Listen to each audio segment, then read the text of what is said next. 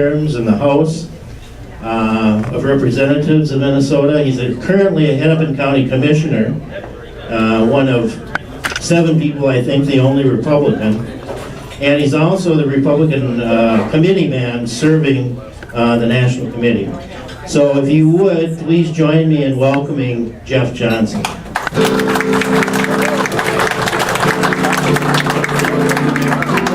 Wow, I never get music introduction. This is great. Thank you. Get ready. No, you don't. So thank you guys. Thank you for having me tonight, giving us all a chance to speak and introduce ourselves. I know some of the people in the room, but certainly not everybody. And unfortunately, we are moving on to another event, so I can't stay long tonight. But let me just give you a little bit about my background and tell you quickly why I'm running for governor. I grew up in Detroit Lakes, Minnesota. My wife is from Crookston, and we went to Concordia College in Moorhead. So we're children of the 7th Congressional District. And then we spent a few years away in both Washington, D.C. and Chicago. And about 20 years ago, moved back here to Minnesota. We've been in Plymouth for most of that time. We've got 2 boys. Thor is 15 and in high school. Rolf is 12 and is in middle school. And I have spent the majority of my adult life in the private sector, both as an employee and as a self-employed business person. And then also during that time, spent 6 years in the House, as Roger mentioned. I served with both Sandy and Judy. And then the last 4.5 years I've been on the Hennepin County Board. And Roger, I'm not the only Republican on the board, but I'm the only conservative on the board. So there are 7 of us and there are 2 Republicans, and the other is a great guy, but I'm the only conservative on the board. And I've been the somewhat lone, often lone and somewhat loud voice of some fiscal sanity in the nation's, or the state's largest county. And I'm running for governor and seeking the party endorsement, and will abide by that endorsement because I think it actually still matters and should still matter. I have been watching the governor, our current governor, for the last 2.5 years. And I'm a Norwegian Lutheran from northern Minnesota, so I don't get all worked up about a lot of things, but it really made me angry, especially to watch this past session. And I can say that on many levels. But really the bottom line for me has to do with our 2 boys, Thor and Rolf, because Thor's going to start looking at colleges soon, and Rolf won't be all that far behind. 4 or 5 years we'll be doing that. I don't know where they're going to go to college. I don't know where they're going to start their careers out, but the key for me is I want them to come back here. I want them to make the same decision that my wife and I made in coming back to Minnesota eventually and taking care of me when I'm old and raising my grandkids here. And I just really worry that if we don't change the direction we're headed, there's not going to be a great incentive for them to do that. And I've watched Governor Dayton focus on making government bigger. That is his focus day in and day out, getting more money from taxpayers and making government more powerful and having a greater influence on all our lives. My focus as governor will be very different from that. There are 3 goals that I will have as governor. Number 1 has to do with our jobs climate. We created in 2011 as a state the fewest number of new businesses per capita in 2011 in the country. We came in last for creation of new businesses. And that was before the debacle of this last session. That certainly didn't make it any better. We're essentially rolling over for Wisconsin and North Dakota and South Dakota. Our young people are actually going to North Dakota, which in my opinion the world is upside down when that is happening. Because we are a better place to live, but we've made it so unfriendly to start a small business in this state that people are choosing to go elsewhere. That needs to be job number 1 for our next governor, and it will be the greatest focus that I have as governor. Number 2 is the education achievement gap. I don't know if any of you follow this, but that is the discrepancy in graduation rates between white students and students of color. Minnesota has the greatest achievement gap in the country. We have the largest discrepancy between white students and students of color in the country, and it's been the case for almost 30 years, on and off. And we've been throwing money at it, and we've been wringing our hands about it that whole time, and we haven't changed a darn thing. And it's because we've never had true leadership at the governor level to take that on, just head on. And we can say that for both parties. That will be a priority for me. I just think it's unconscionable that we're willing to give up on 10 to 15% of our kids because of where they live or because of how poor their parents are. And to me, what it will take from a governor is a rather public battle with both the education establishment and with the teachers union about parental empowerment and about real meaningful school choice. and I am happy to have that back. So that's priority number 2. And then number 3 is just a real unrelenting focus on some level of fiscal sanity in St. Paul. Minnesotans are very generous.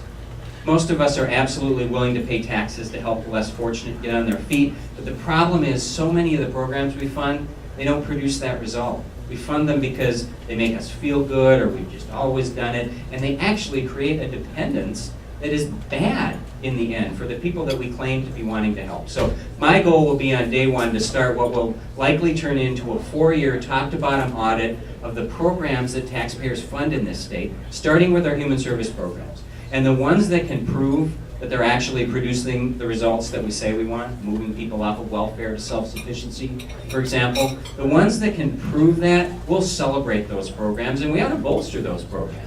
But the ones that can't prove that, and there are a lot of them, I see this every day on the county board, we need to end those programs and demand that government focus our taxpayer dollars on programs that can actually prove they produce real, measurable results. Those will be my 3 goals. We'll get them done. I'm very focused. I'm not going to get distracted by shiny flying objects that come along, and we'll get that all done. I would appreciate your support. Again, I'm seeking the Republican endorsement for governor, and I will abide by that endorsement, and I really appreciate your vote. Thank you very much. Thanks for having me.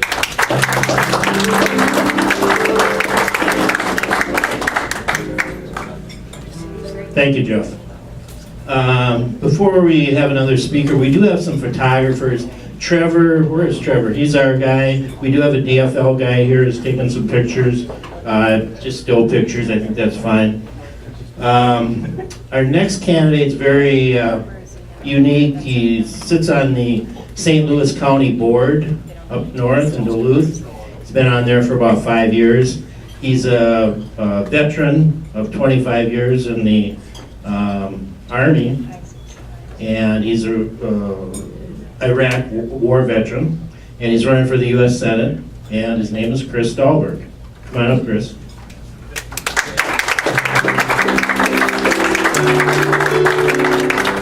Thanks, Roger, and I wanted to say also thanks for doing this tonight. I think I can probably speak on this one for all the candidates that I really appreciate the opportunity tonight to be here.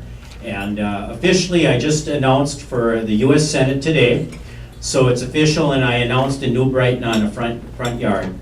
And what I'm talking about my campaign is a return to front porch leadership.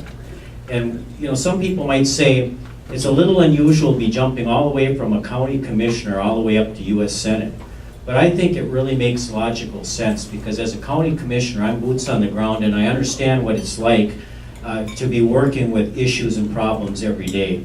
And one of the things is, if you see, it's just a recipe for craziness if you look at the way our system has. And this is, I know, simplistic, but I was going to talk a little bit about it, is think about how this works. We take our tax dollars here locally, we take $10, we send it to Washington, D.C. They take $3 as a middleman cut. They send us back $7. Then they tell us how we have to spend it on what type of programs. And if we do it wrong, they're going to penalize us. And further, it gets worse than that. They have to tell us that we have to have a match of the dollars they gave us, as if the dollars that they ever got in the first place were originated from themselves. And to me, it's just, as I say, it's a recipe for disaster. And you know, I see that we've got running for office a few legislators that are in here. And you know, county commissioners and legislators, we fight like cats and dogs. Or I could say, maybe I should say brothers and sisters. And I see one of them smiling, but you know what, it's true sometimes, Roger, and there's that mix. But you know what? Brothers and sisters, at the end of the day, they're family. And one of the things is, we're Minnesota family. And we can solve problems in Minnesota on our own, and that's the issue. But just think about how this is that in Washington, D.C., there's 435 congresspersons and 100 senators, so there's 535. We send 8 there, so we have 8 people at the table making the decisions. So it's about 98% are from 49 other states, and the ones that are really controlling the decisions saying, from Washington, D.C., this is how you're going to decide locally what to do, are states like New York and California. And I think that Minnesotans can better decide what to do. So I'm talking about front porch leadership. The idea, I want to get back to the time where you feel that if, as your senator, that you can actually talk to me and it's not about special interests. And one of the things I also wanted to talk about is just real briefly is we've gotten into this, the problem that we have in Washington DC is because of a lack of focus. It's a lack of an ability to prioritize. That's what's brought us to this fiscal cliff. And what I say is, when everything's a priority, nothing's a priority. And that's what's happened in Washington DC. So under the sequestration scheme that the Washington DC politicians have invented, to them it's equally important to get out free cell phones to people. And I think they're called Obama phones, right?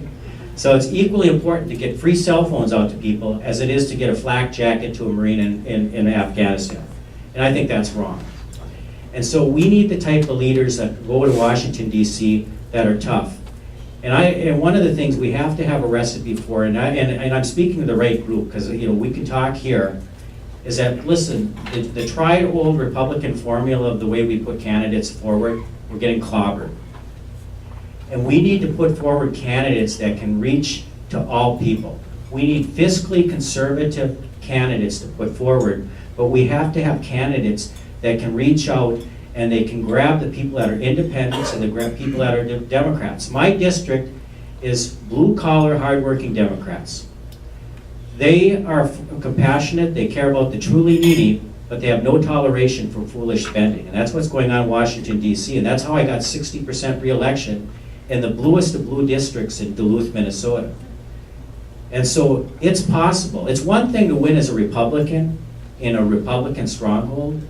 We're not going to win this election cycle if that's all we're going to bank on. We'll win the preseason race, preseason game, but we're going to lose the final. So in the end, I'm asking for your support. I want to return government to you, so it's government of the people, for the people, by the people. And so please consider me. I'd be honored to be your U.S. Senator. Thank you, and thank you again, Roger. It was really an honor that you're doing this.